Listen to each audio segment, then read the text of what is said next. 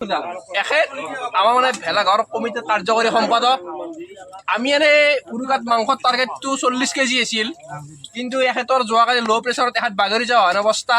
সেইকাৰণে এখেতৰ কাৰণে এক্সট্ৰাকে 5 কেজি মাংস ভৰাই দিছোঁ, যাতে খাই বৈ যাতে প্ৰেছাৰটো ওপৰত উঠে, তলত নাযায়। ধন্যবাদ বুলি দিব। এই বিষয়ত মন্তব্য ৰাখিছিল ন? ধৰক আপোনাৰ কি মন্তব্য কল্পি ব্যৱহাৰ কোনে মোৰ মন্তব্য মানে আৰু ৰাইজে যেতিয়া নমস্কাৰ, কেমেৰামেন জয়দীপ, হেপী বিহু।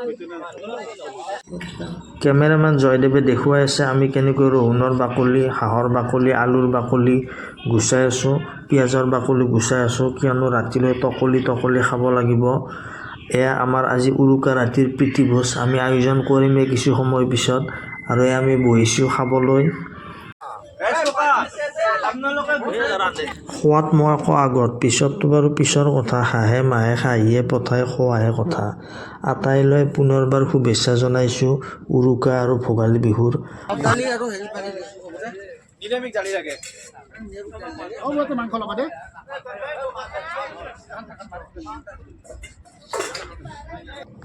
শেষত এয়া আমাৰ জাগো গ্ৰাহক জাগো কাৰ্যসূচী, মানে সকলোৱে খোৱা লোৱা কৰাৰ পিছত যিমান যি বস্তুখিনি লৈ যায়, আমি ঘটিৰাম বাতিৰামে, মানে ঘটি বাতি লৈ আহা আমি ৰাম ভক্তসকলে সকলো লাইন কৰি পাতি দিওঁ আৰু আমাৰ ভাগত এইবোৰ দি যায়।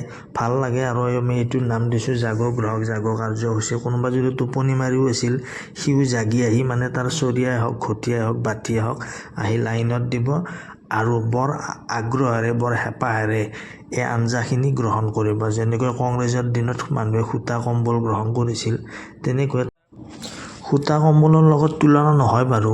আমি আজি ভেলাঘৰত, মেজি ঘৰত হাঁহে মাহে বনোৱা আঞ্জা আৰু এই খাহীয়ে পঠাই বনোৱা আঞ্জাখিনি আমি যিমান আগ্ৰহেৰে লৈছোঁ, এয়া যেন আমাৰ আৱেগ।